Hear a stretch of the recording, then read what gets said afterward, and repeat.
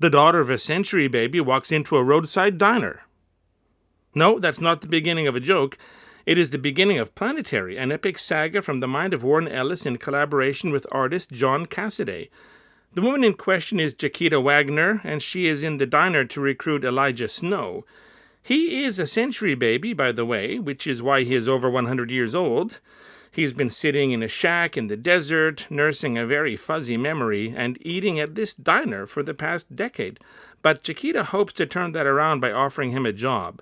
$1 million a year for the rest of his life, however long that may be, and no matter how long or how short he works for her group. They will also make sure all records of his existence disappear. He will be a very wealthy ghost. He goes along. Welcome to Planetary, Mr. Snow. I would like to ask a favor. If you've already read Planetary, leave a comment and let me know what you thought of it. If you haven't, does the information in this video make you interested in checking it out? Do you like Warren Ellis? Anything at all? The comment section awaits you. While you mull that over, please consider leaving a like and subscribing to my channel if this video turns out to be something you favor. A haircut, shower, and shave later, Elijah Snow looks like a new man in his pristine white ensemble.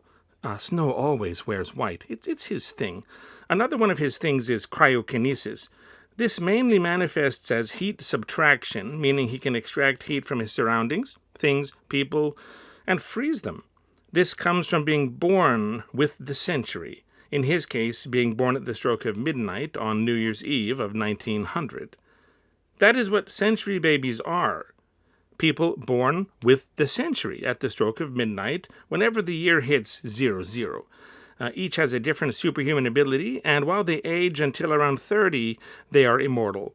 They can be killed, but they will not age or die of natural causes. Why do century babies exist? Perhaps they function as the planet's immune system and are brought into being to protect the Earth. Jaquita is the daughter of another century baby and has abilities, strength, durability, and speed, and longevity of her own. Why did Jaquita seek out Elijah? What does her organization, Planetary, do? In a nutshell, they are archaeologists of the impossible. They track down the world's secret history and try to restore what has been lost or stolen. The sky's the limit. Planetary has always functioned as a three-person team led by the fourth man. Jaquita describes him thusly. We don't know his name. That's part of the deal. He could be Bill Gates. He could be Hitler. All we know is he has more money than God and funds everything we do without question. Elijah is to be the third member of the team. Jaquita will introduce Elijah to the other member, but first Elijah asks, since he is the new third member, what happened to the one before him? Jaquita answers, tell you some other time, when we've worked it out for ourselves. The final member of the team is someone called the drummer. It's not a code name. It is the only way he's ever been known. His thing is technopathy. He is a self-described informational black hole, sucking up, processing, and manipulating information without the need of any interface. He can see data, as it were, including genetic codes and even magic. Cameras and recording devices fail in his proximity, giving him and the team a type of stealth. He uses drumsticks to help facilitate his abilities, hence the name the drummer. The drummer briefs Jaquita and Elijah on their mission. Some people, planning to put tunnels through the Adirondacks, uncovered an anomaly through resonance scanning and thermal imaging. A cave complex, very designed, very man-made, with no visible entrance on site.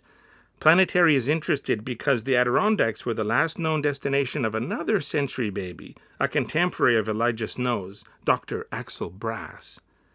What will the team find? Well, you'll have to read it for yourself. No spoilers. Let me assure you, it will be worth your time. You see, Planetary is different from your typical superhero comic book series. It takes place in the Wildstorm universe, published under the Wildstorm imprint of DC Comics. This universe has its own heroes, some of whom have trickled into the main DC universe, such as the Engineer, who appeared in 2025's Superman. Planetary is not about those heroes, though. It is an exploration of the superhero genre of comic books, touching upon science fiction, fantasy, horror, and adventure as well. Doc Brass himself is an homage to Doc Savage from 1930s and 40s pulp fiction. Each of the 27 issues tries to explore a different subgenre of story, with tweaks to the art style as needed. Pulp magazine heroes, superheroes, kaiju, wuxia, gunfu, super spies, B-movie monsters, terrors of the atomic age, Jules Verne-inspired technology, starships. You will find everything here as you read along from issue to issue. Shift from jungle adventures in hidden cities, to steampunk astronauts, to angst-filled, edgy former superheroes, to demon-fighting musicians, and on and on and on. Tying it all together are mysteries, so many mysteries. What happened to Elijah Snow that made him lose his memories and haunt a diner in the middle of nowhere? Who are the Four, a rival group whose mission is to hoard wonders and keep humanity from progressing? Over decades, the Four have even assassinated potential heroes before they had a chance to start saving the world. We see analogs to Superman, Wonder Woman, Green Lantern, and more, all wiped out, their iconic gear kept as trophies. How much damage has the Four done to history and to the future? And why? The Planetary team embraces the following mantra: "It's a strange world. Let's keep it that way." Published on and off from September 1998 to October 2009, Planetary spans 27 issues. They've been collected into 4 trade paperbacks, so you can grab them all and read the full story from start to finish. If you love comics, love reading in general, love pulp adventure and horror and science fiction and fantasy and mystery, this series will be right up your alley. Full of exciting action, brilliant characterization, deep concepts, and gorgeous artwork, Planetary is really a must-read and a must-have. I think Planetary would be amazing on screen. Warner Brothers owns DC, which owns Planetary. Warner Brothers also owns HBO.